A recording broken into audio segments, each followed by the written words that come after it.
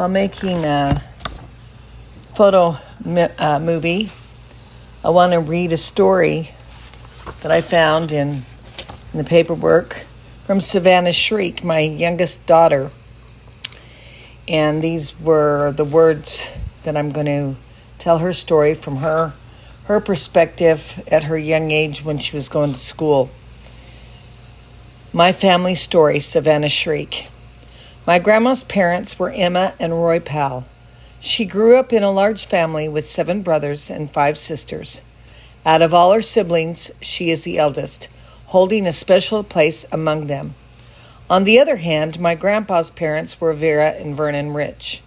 My grandma and grandpa eventually got married and had 4 children together, Kathy, Jeff, Stephen, and Candy Rich. Kathy Rich, my mom, was an interesting story of her own. When she was just 15, she was already a singer and performed with her band called Kathy Rich and the Country Sounds. She sang alongside David Smith, who later became her husband when she was still 15. Their marriage lasted for 18 years, during which they had 2 children, David Smith and Darren Smith. David is now 36 years old, while Darren is 20. After her marriage to David ended, my mom had 2 more children with Alex Van Miltenberg. Though they were never married, their children, Kevin and Kenneth Van Miltenberg, are twins and are now 18 years old. They'll be turning 19 this December. Later, my mom married my dad, Frederick Shriek. Together, they had 4 children, Maurice, Matthew, Shalanda, and me, Savannah Shriek. Maurice and Matthew are also twins, and they are now 17 years old. Shalanda is 15, and I am 13. My family is nothing short of wild and unpredictable. They're always finding themselves in some sort of chaos or mischief. We argue and fight often, but we also know how to joke around and have fun, sometimes just to annoy my mom. For example, my sister Shalanda and I often get into arguments that sometimes turn physical. I even have a couple of scars on my arm from our fights, and she's ended up with bruises. My brothers, on the other hand, have a knack for getting into trouble with the law. Recently, they were caught by the cops for trespassing in an old abandoned hospital known as the Indian School. Though my family has its fair share of wild moments, it's the craziness that makes us who we are. We may fight, argue, and get in trouble, but at the end of the day, we're family, and that's what matters most. My family story is full of ups and downs, but it's these moments that make our story unique and unforgettable. My mom always jokes that we'd make a great reality TV family. Why? Because my grandma loves to yell a lot. When one person starts yelling, it's like a chain reaction, and soon everyone is yelling. What do we yell about, you may ask? Well, not anything important. We argue over silly things like who gets to walk the dog. Take the dog situation, for example. My grandma gets incredibly nervous when I try to take our dog for a walk. She's convinced the dog will dart into the street, even though we all know it won't. When she's not looking, though, I still take the dog out, and somehow that turns into another round of yelling. And then there are my brothers. They're practically experts at stirring up chaos. Whenever my brothers open their mouths, it's usually to say something disrespectful or inappropriate, which drives my grandma up the wall. She immediately yells at them to show some respect for their elders. But do they listen? Of course not. Instead, they just yell back, trying to outshout her. It's like our house has its own built-in echo chamber in arguments. My grandma, in particular, seemed so joyful while holding me as a baby. It's funny, though, now she's become grumpy and mean, so much so that it's hard to believe she was ever that happy. My sister, on the other hand, used to be extremely nice to me when I was little. But as we've grown older, things have changed. We fight a lot now, though she does have her good days. For example, when she started high school, she became much nicer. Lately, she's been surprisingly kind, and I've appreciated that about her. When my mom found out she was pregnant with me, it shocked my dad. With 6 kids already at home, he was overwhelmed. His initial reaction wasn't great. His first words were about abortion. But now, looking back, I think he's glad they decided to have me. My family jokes that they're relieved my twin didn't survive because they couldn't handle 2 of me. Honestly, I can't blame them. I don't think I could handle another me either. If I had another sister, it would have been frustrating. But if it had been a brother, maybe it would have been more tolerable. Either way, imagining what life would have been like with a twin is strange, and I guess I'm okay with how things turned out. When I asked my mom what she would have named my twin, she said it would have started with an S, just like my name. If the twin had been a boy, she would have named him Sander. But if it had been another girl, she wasn't sure what the name would have been. As a baby, my mom said I always woke up with a big smile on my face. There wasn't a single day when I didn't greet the world with a smile. My Uncle Steve even gave me the nickname Lightbulb because of how bright and cheerful I was. He still calls me that to this day, which is kind of sweet. My sister-in-law Katie says my name fits me perfectly because she thinks I scream a lot. But if you ask me, I don't scream. I just yell until people get annoyed. My name is Savannah May Shriek, and I was born at Davis Hospital on September 2nd, 1996. When I was around 2 or 3 years old, my mom taught me how to use the microwave and the phone. Back then, all I had to do to call my dad was press the number 6, and 5 would call my mom. But when they changed the phone settings, I was so confused. I didn't know how to call them anymore. My brothers also taught me how to play video games when I was little. As I got better, I started beating them at their own games, which made them so mad. They would play more and more just to beat me, but I always enjoyed the challenge. Looking back, my childhood was filled with funny stories, loving family moments, and memories that shaped me into who I am today. From the origin of my name to learning how to beat my brothers at video games, my life so far has been a mix of joy, challenges, and laughter, and honestly, I wouldn't have it any other way. When I was about 4 or 5 years old, my mom decided to take a trip to Big O Tires with my sister-in-law, Angie, who is my brother's wife. Along for the ride were my 2 nephews, Tyler and Tyson. My mom, Angie, and I all went inside the store while my nephew stayed in the car. At some point, my mom left to go back to her car, but I didn't notice. I stayed inside the store with Angie, completely distracted by all the candy on display. Angie didn't realize I was still with her, so eventually she left. At the same time, my mom assumed that I had gone with Angie. When I turned around, both my mom and Angie had disappeared. I ran outside, panicked, searching for them, but they were nowhere to be found. The parking lot felt massive and empty, and I was all alone. Feeling scared and unsure of what to do, I sat down on the curb by the street and started crying. I cried for what felt like an eternity, probably about half an hour. It was one of the longest, most frightening moments of my young life. Finally, a police officer pulled up and noticed me sitting there. He got out of his car and asked me what was wrong. Through my tears, I explained what had happened.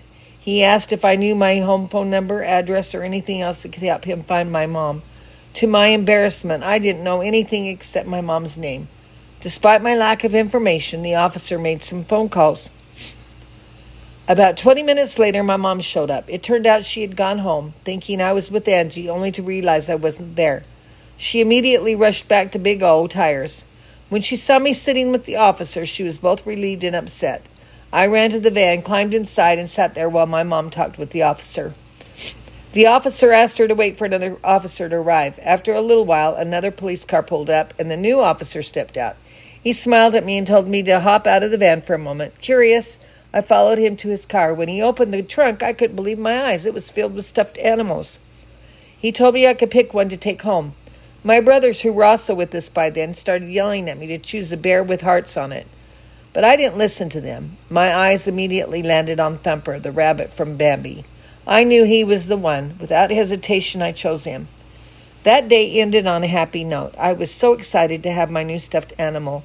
But my brothers and sisters weren't thrilled. They kept yelling at me, asking why I didn't choose the bear. I just told them it was my choice, not yours. To this day, I still have Thumper. He reminds me of that scary but memorable day when I got lost and how it all worked out in the end. Growing up, my family and I always went on vacations. We visited places like Holland, Florida, Mexico, and many others. My mom and dad have always loved to travel, so when we were little, vacations were a big part of our lives. One of my favorite memories was the time we went camping. I was about 4 or 5 years old, and I had so much fun.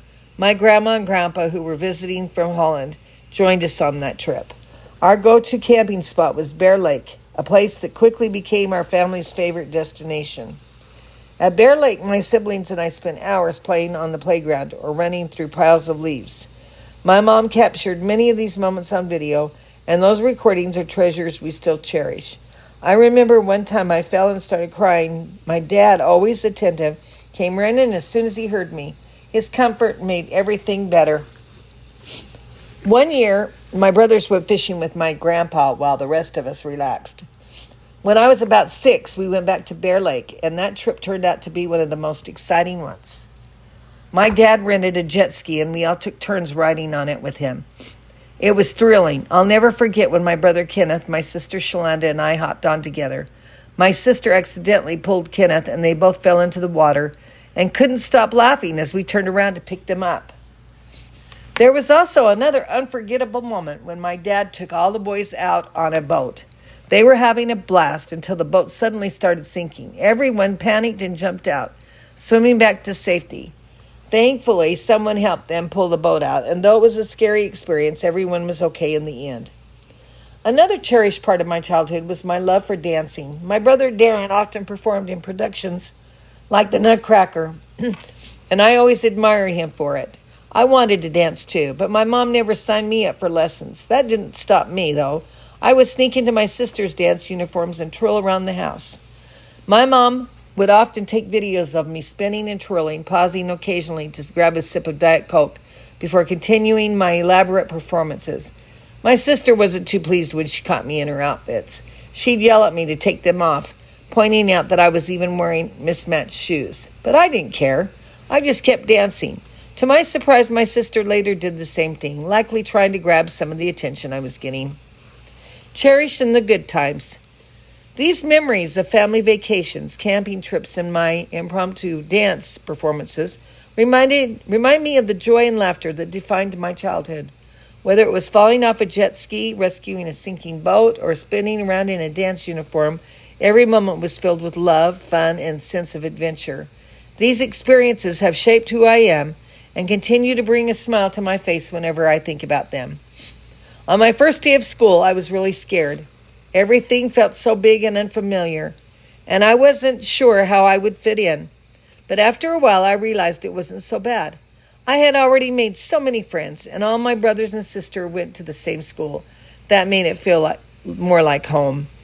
Before I even started kindergarten, I always come early to school so I could eat lunch with one of my brothers or my sister. All their teachers loved me. They thought I was really cute, especially after I told Maurice's 5th grade teacher about my twin. I remember Maurice turning around and saying, "Oh, well, we don't care about your twin." His teacher, Mrs. Hill, jokingly hit him with a newspaper, and I laughed so hard. Mrs. Hill became one of my favorite teachers. When I finally started kindergarten, my teacher was Mrs. Thompson. However, I was later transferred to a new teacher, Mrs. Havland. Mrs. Havland was so much fun. All my friends in her class were hilarious. For example, my friend Stephanie once licked a glue stick because I dared her to. She actually did it. I still laugh about it to this day. One of my kindergarten friends even became a lifelong friend. She moved to our town after I did, and we've stayed close ever since. My best friend back then, though, was my neighbor Emily, who wasn't in school yet because she was 1 year younger than me. But we would hang out together every day after school. We loved playing with our dolls. Those were our favorites. Sometimes we'd try to join the older kids and play Heads Up, 7-Up with them. Almost everyone played it back then, so of course we wanted to join in. We also had an underground swimming pool at home, which made our house the go-to spot for summer fun. All my brother's friends would come over, and we'd have parties by the pool. We always had a blast swimming, laughing, and just enjoying ourselves. Not all my memories were happy, though. One day, while playing Heads Up, 7-Up, I ended up cracking my wrist. My sister and I were playing with our friend Wesley Woods, who told me to try something called the treasure chest. It involved bending all the way backward, which sounded fun at the time. I gave it a try, but when I landed, my wrist twisted and cracked. I had to wear a cast for a couple of months after that. Another unforgettable memory from those days was when we had an exchange student named Yuji. He had some anger issues and would sometimes throw chairs or other things at the walls.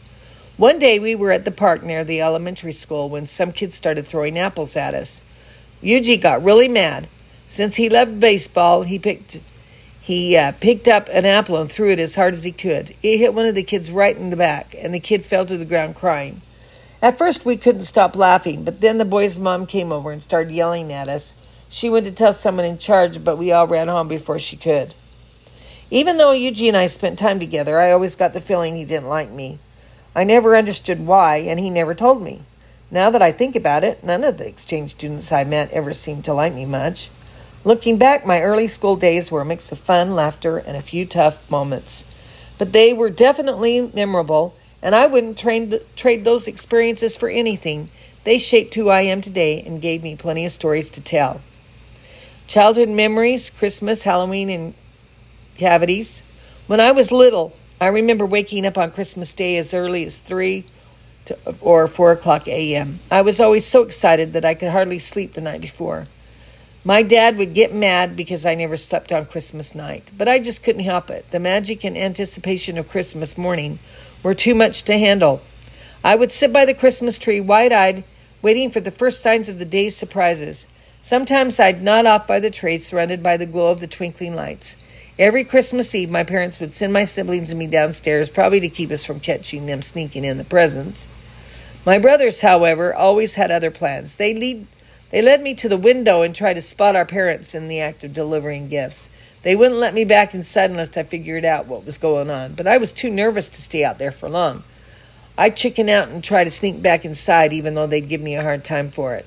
I was worried my parents would see me and catch on to our little scheme, but they never did. In my mind, that meant I was safe and the magic of Christmas could continue uninterrupted. Halloween was another exciting time for us. I would dress up in my costume and go pick up my friend Emily so we could go trick-or-treating together. My brothers, on the other hand, would set out on their candy mission right as soon as it got dark. They stayed out late, determined to collect as much candy as possible. Some people in our neighborhood would even ask us to perform a trick before giving us a treat.